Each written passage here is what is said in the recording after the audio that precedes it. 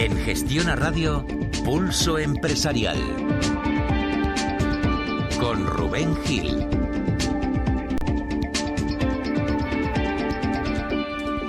Pues se ha venido el día. Comité de dirección, 8 y 7 minutos de la tarde. Vamos a analizar lo que nos ha dejado este 24 de noviembre. Está por aquí Juan Lago, director de investigación de Constanza Business and Protocol School. ¿Qué tal, Juan? Buenas tardes. Hola, buenas tardes, Rubén. Abengoa, no sé si te sorprende el hecho de que una compañía como Gestamp, que había apostado por entrar en Abengoa, no consiga las condiciones de la banca, no consiga esa financiación e ir al traste con la operación. Bueno, puede ocurrir. Algo habrán visto los bancos que a los demás se nos escapa. Me extraña mucho. Estamos hablando de... Hombre, Gestamp es una pedazo de empresa. Pero... algo habrán visto, sobre todo porque no es el momento en el que los bancos están más rácanos prestando. Algo más han visto que los demás no sabemos. El tema de BBVA, que entre en Reino Unido ahora y sigue apostando por todo este tema digital, a ti como accionista y además de tus preferidos el BBVA, no te sorprende, ¿no? No me sorprende, y además me parece una operación que está en línea con lo que están haciendo, que están metiéndose a tope en banca digital, y tampoco es que sea una inversión muy grande para lo que es un BBVA. Son 64 millones de euros, tiene un 29% del banco. Me parece que suponía que tuviera, no sé si son 2 asientos en el consejo, y bueno, pues no es que lo controle, pero tiene una mayoría importante. Y me parece que es el momento de entrar. Yo creo que los bancos que esperen más tiempo acabarán entrando, y acabarán entrando pagando más. También es verdad que ahora BBVA va a tener que pagar el aprendizaje de este nuevo tipo de banca, pero me parece que está muy en línea con lo que están haciendo. El Reino Unido es un mercado interesantísimo desde el punto de vista bancario, y en cuanto a banca móvil, yo creo que es lo más puntero que hay en Europa. Me parece una operación muy buena y bastante bien de precio. En el horizonte de las fusiones, que lo decía hoy en la COPE el presidente de Popular, y que eso sigue abierto, ¿no? Ese baile, esa ronda de fusiones, y veremos a ver esa concentración que no ha terminado todavía, hacia dónde va, hacia dónde puede ir. Se quejaba también del exceso de regulación que tiene la banca, y que eso no ayuda a que los bancos den crédito, no ayuden a la recuperación económica. Bueno, pero vamos, el sector bancario, yo trabajé en banca entre el 2001 y 2007, y ya entonces a mí personalmente me parecía que estaba muy regulado. Lo que pasa es que, bueno, me parecía a mí porque quería hacer negocio, ¿no? Quiero decir que al final un exceso de regulación pues tiene sus contras. Lo que sí es cierto es que es un sector terriblemente regulado, y a pesar de todo pues pegó un petardazo tremendo en el 2007 y todavía no nos hemos acabado de recuperar. En cuanto al tema de las fusiones, lo que está sucediendo es que los tipos de interés están tan bajos que los márgenes que tienen los bancos... Hay mucha gente que me dice, pero un banco es un negocio redondo. Y yo digo, sí, si lo gestionas bien, sí. Pero es un negocio, sobre todo banca de consumo, de volumen, con tipos de interés tan bajo, de volúmenes descomunales de grandes, lo cual quiere decir que los bancos tienen que ser todavía más grandes. Entonces, para... La decisión que se está tomando desde el Banco de España, sobre todo desde el Banco Central Europeo, es que para que los bancos aguanten en un escenario de tipos de interés tan bajo, y que por mucho que se vayan a subir va a seguir siendo bajo durante seguramente bastantes años, es que sean más grandes. Entonces al final lo que vamos es a generar una mayor cantidad de bancos sistémicos, con lo cual la siguiente crisis financiera, esa sí que va a molar de verdad. No sé cuándo será, pero vamos, seguramente tendremos otra de aquí a 20 años y será todavía más gorda, pero vamos, es lo normal. De todas maneras, vamos, ya acabé la carrera en el año 2001 y ya en los años 90 se estaba produciendo un montón de fusiones. Yo, vamos, recuerdo de pequeño el Banco Central y el Hispanoamericano con el Canguro y demás, y eso se ha acabado, y lo más probable es que cada vez haya menos bancos a nivel mundial. Es así. Vale, permíteme un segundo, ahora saludamos a Raúl Molina, que está entrando ya por aquí, porque hoy el proyecto de una empresa mediana española que promueve el círculo de empresarios y que quiere, entre otras cosas, eliminar barreras al crecimiento de las empresas, ha presentado hoy una nueva edición de su ranking Top 50, en el que seleccionan en esta ocasión a las 50 empresas medianas más destacadas en el periodo 2009-2013. Dice ese ranking Top 50 que Cataluña, Comunidad Valenciana y Murcia reúnen el mayor número de casos de éxito. Vamos a saludar a Alicia Coronil, es la directora de Economía del Círculo de Empresarios. Hola, Alicia, muy buenas tardes. Hola, buenas tardes. ¿Qué hay? No sé si hay un porqué, si hay un motivo por el que Cataluña, Comunidad Valenciana y Murcia reúnan el mayor número de casos de éxito, y no, por ejemplo, Madrid, que se nos puede haber venido muchos a la cabeza. Bueno, yo creo que en el caso de Madrid, a lo mejor el motivo por el que no sale en este ranking es la concentración de empresas de mayor tamaño, ¿no? Ajá. Y probablemente la zona del arco mediterráneo se caracteriza por una tradición muy empresarial, ¿no? Con factores culturales, y luego donde, si podéis observar, de hecho, en ese top 50 el 36% además se concentran en el sector agroalimentario. Ya. y sectores derivados de él. Eso te iba a preguntar, Alicia, ¿qué tipo de empresas son las que tienen más presencia en ese ranking o a qué sectores pertenecen? ¿Qué características tienen esas empresas que habéis seleccionado como casos de éxito desde el Círculo de Empresarios en ese ranking top 50 2009-2013, el periodo de tiempo? Pues como te decía, el 36% se concentra en el sector agroalimentario y sectores relacionados con él, y luego un 14% estaría en el sector del comercio al por mayor, y luego lo que sí destaca este ranking es que crecen el número de empresas del sector de la fabricación, ¿no? Textil, farmacéutico, químico, maquinaria y bienes de equipo, ¿no? Lo cual también es relevante. Sí, no, Alicia, dime. No, y muchas de esas empresas del sector agroalimentario son empresas que son interproveedoras en algunos casos de Mercadona, que tiene mucha presencia en la Comunidad Valenciana. Ya. ¿Tienen esas empresas un denominador común, que mejoran sus ventas y que mejoran sus márgenes? ¿Debido, Alicia, sobre todo a qué? Bueno, no hay que olvidar que las empresas medianas tienen mayor capacidad para innovar, salir al exterior, atraer y retener talentos, se caracterizan por una mejor organización empresarial, y estamos hablando de las empresas que han sido líderes, ¿no?, respecto a su segmento de medianas, ¿no? Pues sería una mezcla de componentes, ¿no?, tanto por el lado de la innovación como por la especialización sectorial que tenemos, ¿no? No podemos olvidar que actualmente en el sector exterior español están pesando muchísimo la exportación de bienes del sector agroalimentario, ¿no?, y también de bienes de equipo, además del sector del automóvil, ¿no? Le van a pedir ustedes desde el Círculo, Alicia, al próximo gobierno, y de hecho se van a reunir, además van a abrir ronda de contactos con los partidos políticos que concurren a las elecciones, les van a pedir que tomen medidas para aumentar el tamaño de las empresas en España. Medidas, Alicia, como por ejemplo, ¿cuáles harían falta? ¿Cuáles vendrían bien? Bueno, lo que hemos detectado es que habría 3 tipos de barreras, ¿no?, en nuestro marco regulatorio. Una serían fiscales, ¿no?, esa cifra de 6 millones de facturación que responde a una época hace 30 años, ¿no? Evidentemente facturar 6 millones de euros correspondía a 1.000 millones de las antiguas pesetas y era una cifra bastante significativa. Vamos, lo sigue siendo, pero no en los estándares actuales, ¿no? Entonces, hemos detectado que a partir de esa cifra de facturación, pues eso implica que las empresas entren en la unidad de grandes contribuyentes, con lo cual son muchísimo más visibles, ¿no?, a la hora de ser inspeccionadas por la agencia tributaria, y también que saltan los tipos impositivos en el impuesto de sociedades, pues pasa de un tipo del 18% en las liquidaciones trimestrales al 20%, y luego también en un efecto sobre el IVA, que pasa de ser trimestral a ser mensual, ¿no? Con lo cual estas empresas carecen de más recursos y financieros y de circulante, ¿no?, para acometer proyectos empresariales, y también se están aumentando sus costes de administración, ¿no?, en el día a día. Y también otra de las barreras que hemos observado es el número de empleados. Esa dificultad para saltar a 50 empleados, porque a partir de ese momento las empresas, de forma voluntaria, si los trabajadores así lo deciden, tienen que asumir un comité de empresa con todas las derivadas que eso trae en cuanto a despidos, información, y son muchísimas más cargas burocráticas, ¿no? Con lo cual estamos pidiendo que esos umbrales que responden a épocas anteriores, ¿no?, en España de hace 30 años, donde no teníamos que competir en un mundo tan global y donde tampoco teníamos los retos como país que tenemos actualmente, pues deberíamos de actualizarlos y no es eliminarlos, sino elevarlos a nuevas cifras, es decir, establecer como cifra de facturación los 20 millones de euros, que responde a la cifra mínima del middle market, ¿no?, que es ese segmento de empresas que existen en Alemania y Reino Unido y que tienen un papel fundamental en la economía como estabilizador económico, ¿no?, ante los ciclos, sino también elevar el número de empleados de 50 a 100 trabajadores a la hora de formar ese comité de empresa. Ya. Una cosa, hablando de propuestas que le van a hacer ustedes a los partidos políticos, le quería preguntar a la directora de Economía del Círculo de Empresarios por algunas de las que ya han adelantado los partidos de cara a ese 20 de diciembre. Por ejemplo, el Partido Socialista apuesta por derogar la reforma laboral. Ciudadanos hablaba este fin de semana de retrasar los relojes, de reducir las vacaciones escolares, de potenciar el teletrabajo. Habló en su día además del contrato único. No sé, en el Círculo de Empresarios, Alicia, ¿qué parecen estas propuestas?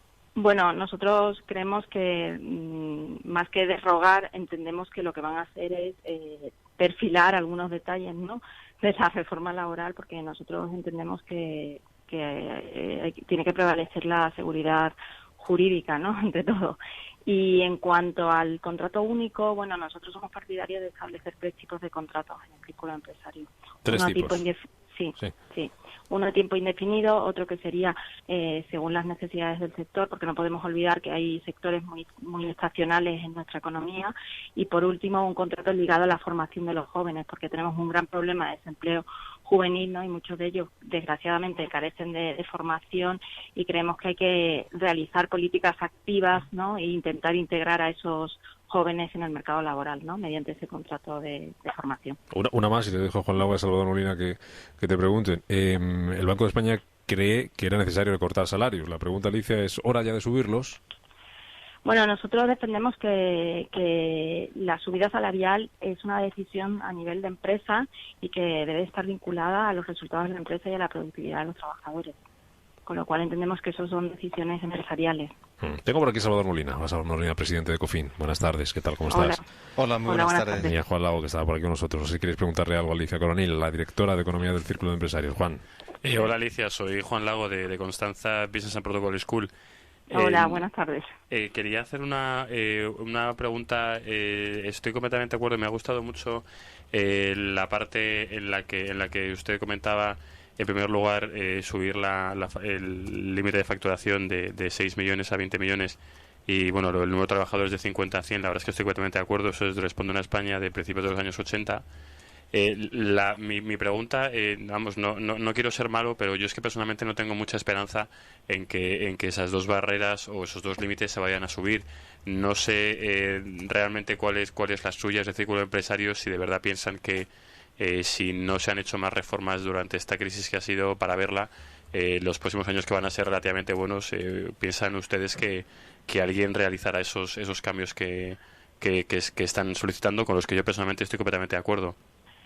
Bueno, yo creo que actualmente la mediana ha ganado peso, ¿no? En nuestra visión, ¿no? Del tejido empresarial. Siempre nos hemos estado centrando en las pequeñas, decimos pymes, ¿no? Pero en realidad nuestro país no es de medianas, es más bien de micro y pequeñas empresas, porque si miramos en nuestro tejido empresarial, el 99,3% tienen esta categoría, son micro o pequeñas empresas, es decir, empresas con menos de 50 empleados. Y yo creo que en los últimos años, desde distintas instituciones y organizaciones, como puede ser la mía, hemos puesto el foco en la necesidad de que esas empresas medianas ganen peso y que hay que ayudarlas a crecer, y ellas también tienen que hacer sus propios deberes, ¿no? Es decir, también ellas tienen que adoptar patrones de profesionalización, ¿no? Propias de empresas de más tamaño.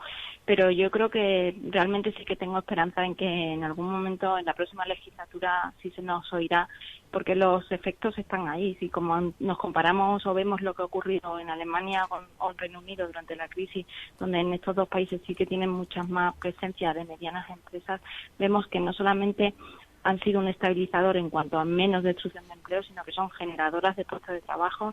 Además, son empresas que producen productos de alto valor añadido y que contribuyen considerablemente al PIB del país. Y, de hecho, si nosotros tuviéramos la misma composición que Alemania de nuestro tejido empresarial, nuestra productividad sería un 13% superior, porque, paradójicamente, las empresas medianas y grandes españolas son tan o más competitivas que sus homólogas. Y eso es algo que tenemos que potenciar como país. Salvador. Sí, buenas noches. Soy Salvador Molina, el presidente del Foro Ecofin. Verá, buenas noches. Buenas noches.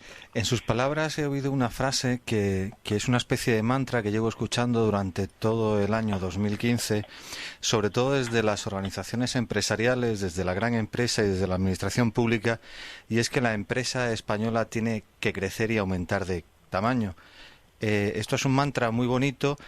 No conozco ningún empresario que no quisiera crecer y convertirse en una gran empresa, pero cuando se lanzan estos mensajes y no hay red, es decir, no hay unas ayudas, no hay un estímulo real para que eso sea viable y posible, muchas veces el mensaje suena negativo, suena a déjate comprar porque no tienes esperanza de crecer, o inténtalo, pero a ver si alguien te hace caso en la administración o en otros sitios para ayudarte. ¿Realmente es un mensaje sin fondo, sin trasfondo? ¿Es simplemente un mantra? ¿Es un mensaje que queda bonito en los foros empresariales y sobre todo en la administración pública? ¿Realmente hay algo detrás? ¿Se está haciendo algo para ayudar y soportar el crecimiento de la empresa mediana y de la empresa pequeña?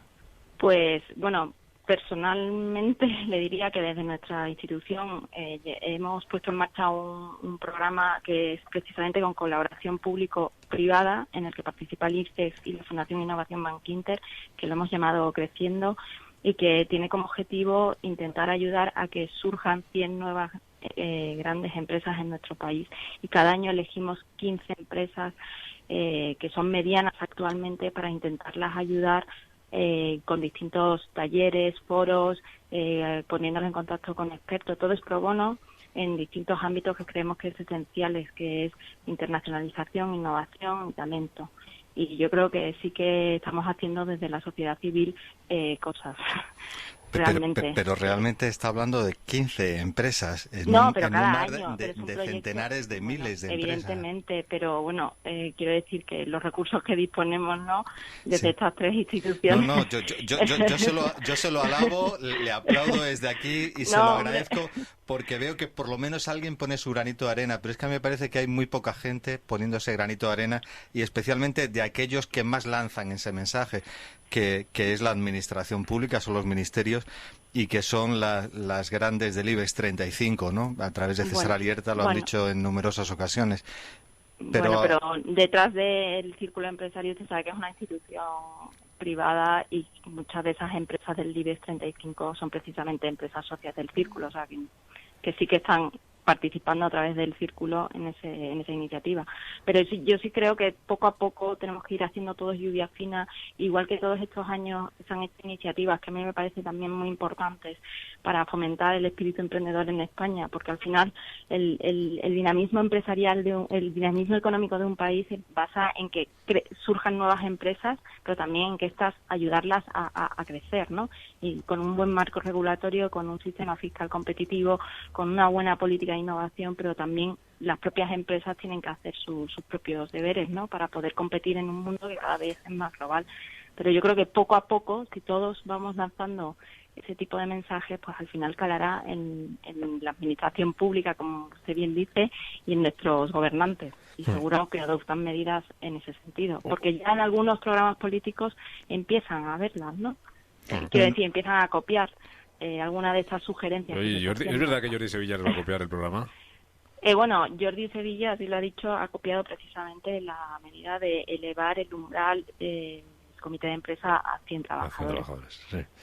Una cosa más, una última, Alicia. Esta mañana decía el presidente del Círculo de Empresarios, Javier Vega de Seoane, que lo normal es que hubiera una desbandada de empresas de Cataluña si se produjera la independencia. Nos contaba aquí ahora mismo el alto comisionado del Gobierno para la marca España, con el que hablábamos, Carlos Espinosa de los Monteros, que los inversores, todo el mundo económico, da por hecho que no se va a producir esa independencia, pero que a la hora de invertir el dinero, si hay que elegir, pues elegiríamos un sitio en el que nuestro dinero esté más seguro, no haya incertidumbre, como es el caso de Cataluña. ¿Esa situación de Cataluña está afectando, Alicia, de alguna manera ya a la economía, a las inversiones? ¿Se está notando en algo? Hay un dato cierto que es el del año pasado, ¿no?, que se deslocalizaron 1.000 empresas de Cataluña y lo que va de año son 700, con lo cual sí que está trayendo consecuencias, ¿no? Pero efectivamente yo creo que no se va a producir ese escenario y además debemos de mirar a regiones donde han postulado también, ¿no?, han defendido posiciones soberanistas, como es el caso de Quebec, donde al final pues no se ha producido, ¿no?, la independencia de Quebec, pero si uno mira las cifras de Quebec, pues desgraciadamente Quebec, por ese proceso, ¿no?, o esa defensa de ese proceso soberanista, pues fue perdiendo no solamente empresas, sino también incluso población, y es una provincia de Canadá que ha crecido menos en relación al resto de Canadá, en promedio. Alicia Coronil, directora de Economía del Círculo de Empresarios. Gracias por estar con nosotros contándonos ese ranking top 50 que han elaborado ustedes con esos 50 casos de éxito de empresas medianas entre ese periodo, 2009-2013. Gracias, Alicia. Hasta la próxima. Gracias a vosotros por vuestro interés. Bueno, tenemos que hablar de Cataluña. Quiero hablar también con vosotros, con Salvador Molina, con Juan Lago, del impacto de toda esta amenaza terrorista en el sector turístico, sobre todo, y en las aerolíneas. Os tengo que contar una noticia de última hora, un urgente de Reuters, que dice que los servicios médicos han informado este martes de que se ha producido una toma de rehenes en la localidad francesa de Roubaix, cerca de la frontera con Bélgica, y según las mismas fuentes se habrían escuchado varios disparos. Es lo único que publica a esta hora de la tarde Reuters. Así que si os parece intentamos ampliar un poquito esta información y a la vuelta analizamos el impacto que está teniendo todo esto, las noticias de hoy sobre ese atentado en Túnez también contra la Guardia Presidencial que dejaba al menos 14 muertos, y Rusia acaba de atribuir el atentado contra el avión del Sinaí a la filial egipcia del Estado Islámico. Ya saben que la otra noticia de hoy es ese derribo de un avión militar ruso en el cielo turco por parte de las fuerzas turcas. Todo esto lo vamos a intentar poner en orden y analizar después para ver su lado económico con Juan Lago, con Salvador Molina, aquí en Pulso Empresarial, en Gestiona Radio. Gestiona Radio. Salir ganando.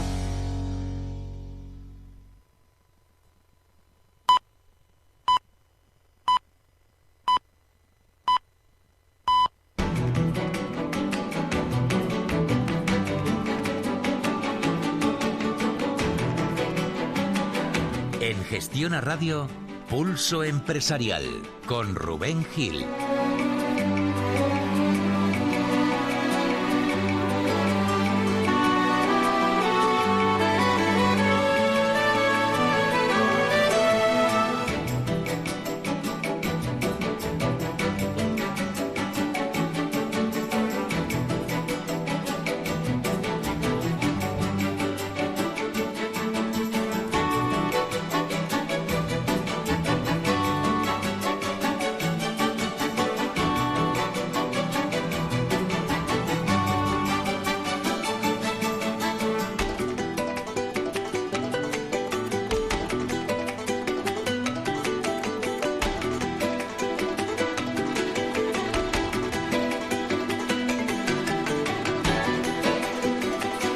Las 8:31 de la tarde, hora menos en Canarias, en Comité de Dirección, con Salvador Molina, con Juan Lago, aquí en Gestión Radio, en Pulso Empresarial. Retomamos esa información que dejábamos antes de irnos a publicidad, lo que está pasando en Francia a esta hora de la tarde, ese tiroteo en la localidad de Roubaix, en la frontera entre Bélgica y Francia. Los asaltantes habrían abierto fuego contra un coche de la policía y se han atrincherado en una casa y habría varios heridos. La toma de rehenes que publicaba Reuters hace escasamente 10-12 minutos y que se une hoy a otra serie de noticias, como ese atentado en Túnez contra la Guardia Presidencial, que ha dejado al menos 14 muertos, y ese avión militar ruso derribado en Turquía.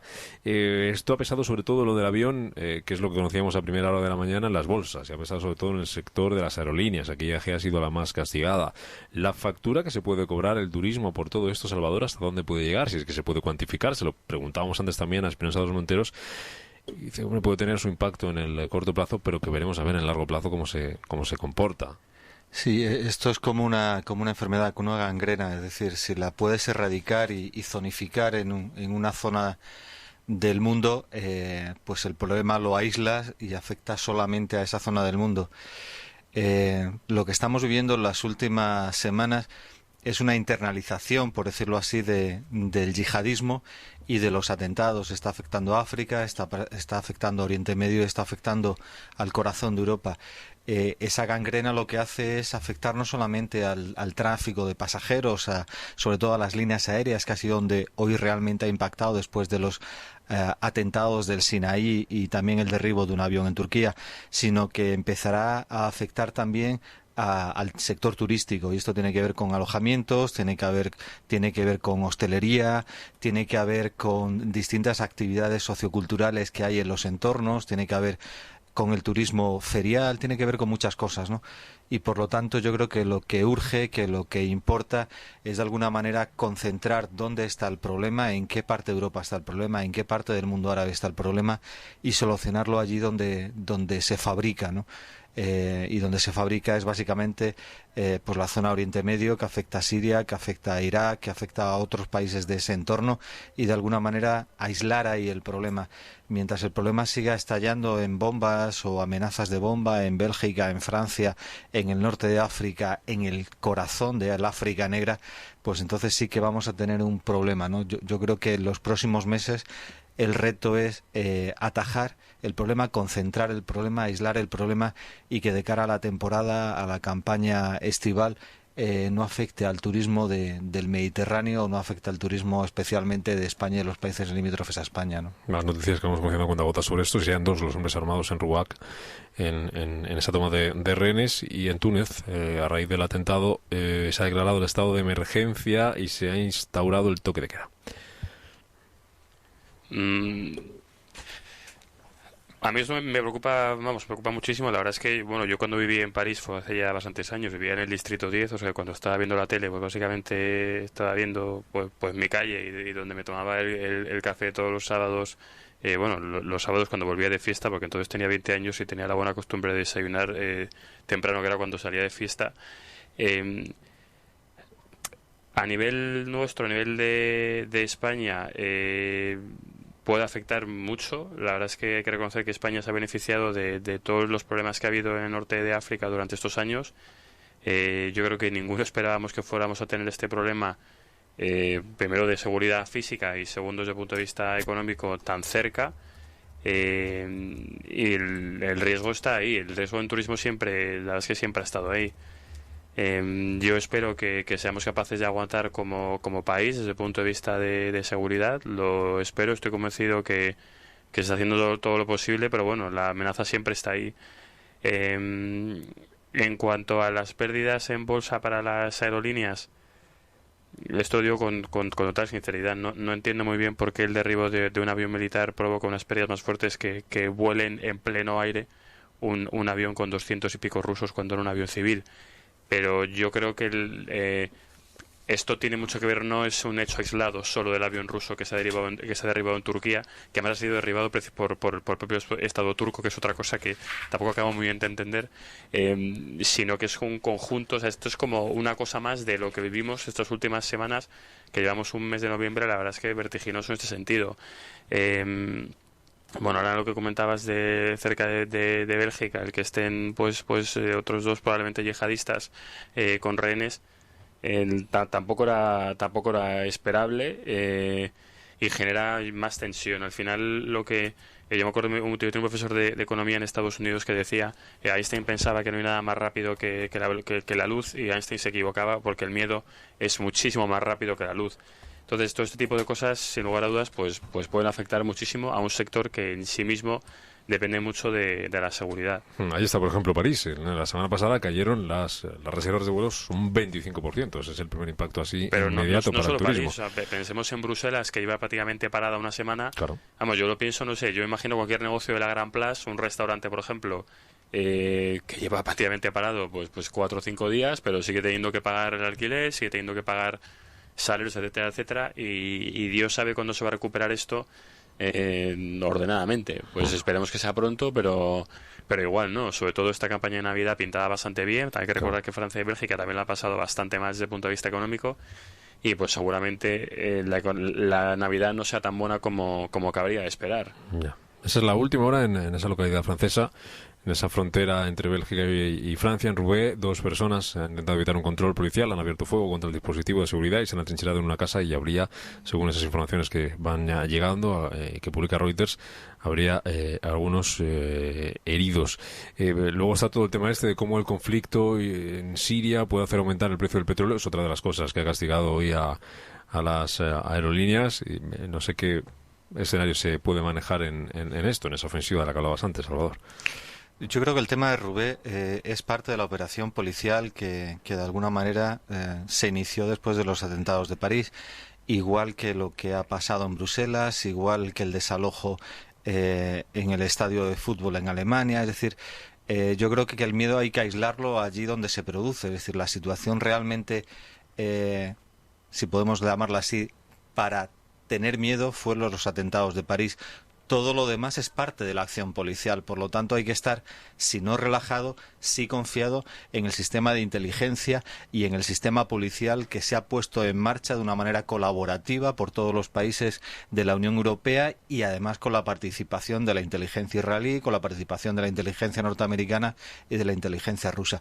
Por lo tanto, hay que confiar que hay muchos ojos mirando, muchos oídos escuchando y mucha policía y ejército actuando. Por lo tanto, yo creo que hay que diferenciar lo que es que caiga un avión en el Sinaí o que haya una toma de rehenes en Mali con las operaciones policiales que son consecuencia de los atentados de París. Por lo tanto, Europa no ha tenido un segundo cataclismo después de los atentados de París. Lo que ha tenido es una reacción y positiva, y por lo tanto hay que alegrarse, concatenada, una detrás de otra, de alguna manera siguiendo todas las pistas, con un montón de detenidos, con varias decenas de detenidos, tanto en Francia, en Bélgica, en Alemania, en España, en muchos países, y que por lo tanto todo esto tiene que ser positivo. Y si se han encontrado explosivos, se han encontrado armas, de alguna manera se ha estado desarmando ese yihadismo que ya estaba instalado, todo eso es positivo, ¿no? Y la colaboración internacional más que nunca. Por lo tanto, olvidémonos del miedo en Europa, aplaudamos las acciones policiales que está teniendo lugar, y lo de Roubaix yo creo que es parte de la operación policial posterior a los atentados de París. Por lo tanto, no cabe la alarma, sino cabe el aplauso. Más cosas y novedades sobre esto. Parece que la cosa puede ser un poco, bueno, tranquila para los que lo están viviendo, pero que no tiene nada que ver con el terrorismo. No, de momento, en un primer momento lo vinculaban todos los medios a los ataques en París, también las detenciones en Bruselas, también que ha habido en estas últimas semanas. Dice La Voz del Norte, eso sí, siempre en condicional, y lo recoge también el sitio RTL, que se trataba de un atraco a una estación de servicio, había un control policial y los atracadores intentaban escapar, y se ha producido un pequeño tiroteo y se han atrincherado en una casa, y ahora mismo está de toma de rehenes esa familia que vive en esa casa. Y recordamos que informan todos los medios franceses que todo el barrio, el quartier de Roubaix, está cerrado para preservar la seguridad de todo el vecindario, pero de momento medios franceses dicen que no tiene nada que ver con el terrorismo yihadista. Sí que se han escuchado disparos y podría haber heridos, según algunas informaciones que llegan también desde Francia. Esa es la situación ahora mismo en esa localidad de Roubaix, pero imaginaos hasta dónde llega ya la situación de psicosis, ¿no? de Bueno, miedo, es que de pánico. con todo mi respeto, no sé si era el mejor momento de atracar nada en Francia esta semana. Sí, muy inteligente no ha sido, desde luego. Vamos, no se lo digo, ¿sabes? Vamos, que nunca se me ha ocurrido atracar nada, ¿no? Pero si yo fuera a atracar algo en Francia, pues supongo que... Te esperarías al menos unos meses, ¿no? Sí, o sea, yo diría a mis compiches que quizás no es el mejor momento de atracar aquí, nada. Pero bueno, no sé, esperemos que se quede ahí. Sí, esperemos que se queden al otro lado de los Pirineos. Bueno, yo lo que espero es que a la familia les dejen tranquilos y que, bueno, pues que los atrapen. Bueno, pues cuéntanos, José Antonio, cosas que llegan de Francia de última hora, y vamos ya con la prensa y analizamos otra serie de asuntos. Bueno, las últimas informaciones, por ejemplo, La Voz del Norte, periódico de la zona de Roubaix, donde se está ocurriendo esa toma de rehenes, afirma que por el momento, según sus informaciones, no hay ningún herido. También otros medios dicen todo lo contrario, que han entendido disparos alrededor de las 7 de la tarde, y eso sí, todos coinciden en decir que no tiene nada que ver con un ataque terrorista, sino que más bien sería un atraco a una gasolinera que ha salido mal. Ha habido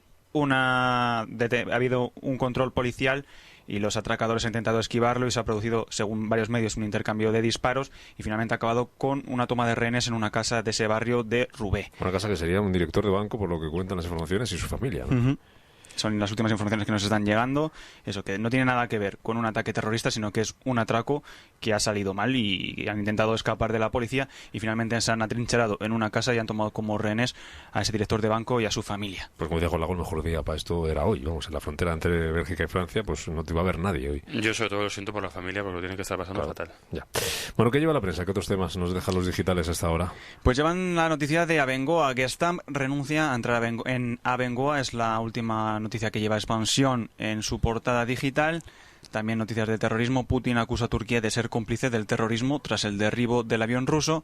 Y también noticias aquí. El déficit público se sitúa en el 3,4% hasta septiembre, y las comunidades ya superan el 1%. Le preguntaba ya antes a Juan Lago por Abengoa. ¿A ti qué te parece, Salvador, todo este tema de Abengoa y que ahora Gestamp, que parecía que podía ser la salvadora, la vela que decía ayer desde la Generalitat a los farmacéuticos, pues parecía que le había encontrado esa luz Abengoa con Gestamp, y que ahora la banca no le da lo que le pedía, y que dice que no entra en Abengoa? El culebrón de Abengoa ya viene de largo, ¿no? Con 2 procesos de capitalización en los cuales nadie creyó, y sin embargo, pues todos los mercados al final dieron un paso hacia adelante y tal. Yo creo que el problema de Abengoa, incluso cambiaron e hicieron mártir a algún director financiero de la compañía. El problema de Abengoa es una falta de confianza en la propia empresa y en la propia gestión de Abengoa. y por lo tanto esto es muy difícil de restañir, ¿no? Es decir, no es un problema solamente de exceso de deuda, de venta de activos, yo la verdad es que tengo tengo mucho cariño a una empresa que es sevillana, que es el lugar donde yo empecé a trabajar y donde tengo mucha familia, y donde hay muy poco tejido empresarial, y por lo tanto es una empresa que siempre ha sido abanderada en la ciudad y en la comunidad autónoma. Pero es difícil, ¿no?, a la familia Benjumea y al resto de familias sevillanas darle ese voto de confianza indefinido, y yo la verdad es que no tengo muy buenas esperanzas en la solución, ni con Gestamp ni con otras soluciones que se han puesto sobre la mesa, ¿no? ¿Más cosas, José Antonio? Saltamos hasta la portada de 5días.com. La banca española es la menos solvente en Basilea III. La Autoridad Bancaria Europea destaca que el billón de euros con B de préstamos problemáticos y la recuperación de la rentabilidad son los grandes retos pendientes en el sector europeo. Lo comentábamos antes, el problema principal que tiene la banca española tiene varios problemas. La primera es que hay una parte de los bancos que se han juntado juntando castañas pilongas, que esto es una cosa que se hizo durante la crisis. Los famosos SIP, ¿no? Claro, lo de las fusiones frías, que a mí eso me encantaba, la fusión fría. Además, eso cuando yo era pequeño era una cosa de ciencia ficción que salía en películas de James Bond.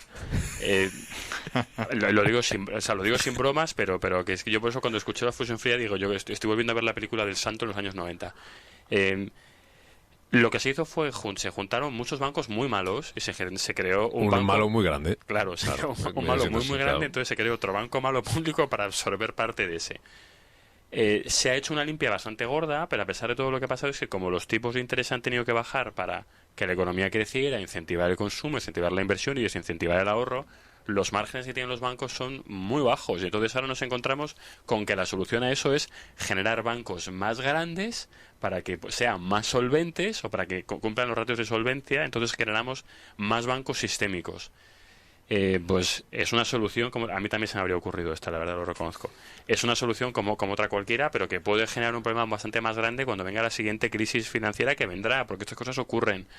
Pero vamos, el principal problema que hay con el tema de la solvencia de los bancos españoles es que sacar rentabilidad ahora mismo de banca de consumo es muy difícil, porque los tipos de interés están por los suelos. El único producto de banca de consumo que te puede dar algo de rentabilidad, pues como banco me refiero, pues puede ser fondos de inversión, que los bancos españoles no están acostumbrados a manejar fondos de inversión porque manejan productos que son castañas pilongas, y tarjetas de crédito, que es el único producto que más o menos es que están acostumbrados a trabajar.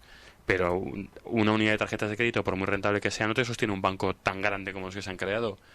Y ahí es donde está el kit de la cuestión. Yo, de todas maneras, sin querer entrar en una explicación muy técnica, voy a dar una explicación muy liviana, pero para que se me entienda. El exceso de regulación que ha habido a partir de la crisis, y ya lo había antes con el Basilea II, ha hecho que una entidad bancaria sea un conglomerado que tiene dos alternativas para su control de riesgos. Una, generar un propio modelo de gestión de riesgos muy sofisticado, muy complicado y que requiere efectivamente una dimensión gigantesca, y que potencia además algo que se llaman los pilares de la Unión Bancaria Europea, que lo que intenta fomentar son bancos paneuropeos, es decir, con una presencia en casi todos los grandes países de la Unión Europea para que sean eficientes y para que tengan viabilidad. Y ese es el modelo, y ahí hay 30 entidades bancarias europeas pendiente de que durante bastantes años le revise el Banco Central Europeo sus modelos internos muy sofisticados y que va a requerir mucho tiempo de estudio. Por lo tanto, más que modelos eficientes, lo que son hipotecas a futuro de que tu modelo me lo creo porque te lo has fabricado, te lo has currado, es muy sofisticado, pero no tengo tiempo material para poderlo auditar de la manera oportuna. Y el resto de las entidades medianas y pequeñas que están sometidas a unos modelos muy costosos de riesgos. Esas son carne de cañón para las demás, para el mercado global y para los pilares de la Unión Europea. Esas son donde estamos hablando ahora mismo de que no son viables, pero no son viables porque el modelo sofisticado ha hecho que no sean viables. Más portadas, que nos vamos a ir. Malas noticias también para Volkswagen, porque Alemania investiga a la compañía por presunta evasión fiscal. Miramos El Economista, la FED llega tarde, dicen debería haber subido los tipos de interés hace un año. Y miramos la parte económica de los diarios generalistas. En El País, las grandes empresas solo crean trabajo temporal en 2015 y la luz cuesta hoy un 10% más que hace 4 años. Y por último, en el mundo, las eléctricas elevan sus márgenes un 30% en sus ofertas en el libre mercado y Bruselas lanza el germen del Fondo Europeo de Garantía de Depósitos que estará operativo a partir de 2024. Antes de que nos cuenten los oyentes, Salvador Molina nos tiene que contar que mañana se celebra el Día Internacional contra la Violencia de Género y desde Madrid Women's Week pues también se suman a esto, además con un hashtag, ¿no? Eso es. Sabéis que soy presidente del Foro Ecofin, pero que también soy vicepresidente de una cosa que se llama Fundación Women's Week, la Fundación de la Igualdad. Y mañana es un día importante, yo creo, para los defensores de los derechos de la mujer, porque el 25 de noviembre es el día en que se instaura una defensa sobre esos derechos de las mujeres que muchas veces son perturbados con la violencia machista y con la violencia de género aplicada al mundo de la mujer. Mañana es un día de defenderlos y la Fundación Women's Week, liderando otro grupo de asociaciones y de ONGs, va a lanzar mañana un hashtag que se llama Con Otro Morado, donde la visión del morado ya no tiene que ser el moratón en el ojo, el moratón en el cuerpo de la mujer, sino que tiene que ser simplemente un símbolo, un pañuelo, una camisa, una corbata, una flor, cualquier detalle que signifique que el morado tiene que estar ajeno al daño físico y al daño psicológico que sufren las mujeres. Así que invito a todos los oyentes y también a todos los componentes de Gestiona Radio a hacer ese hashtag Con Otro Morado y a subirlo mañana a Twitter, ¿no? Pues nos unimos a esa iniciativa. Nos vamos, José Antonio, ¿qué han dicho los oyentes? Encuestábamos a nuestros oyentes si habían cambiado sus vacaciones o planteaban buscar otros destinos tras los últimos atentados terroristas. Bueno, pues división de opiniones. 50% dicen que sí los han cambiado y 50% dicen que no los han cambiado. A ver si esto no llega más y nos podemos ir de vacaciones donde queramos. Hasta mañana, José Antonio. Hasta mañana. Que vaya bien. Adiós. Juan Lao. Hasta la semana que viene. Desde Hasta luego, Constanza, el viernes, al Protocolo School. Adiós. Salvador Molina, desde Nos Ecofin. vayáis que os tenemos que hacer una foto para el hashtag Con Venga, Otro Morado. pues nos hacemos ahora mismo eso. Nos vamos yendo en lo que entra por aquí Arturo Criado para contarles cómo cierran los mercados en el cierre. Mañana las siglas esperamos desde Málaga. Somos PYME, así que allí nos vemos. Que descansen, que sean felices.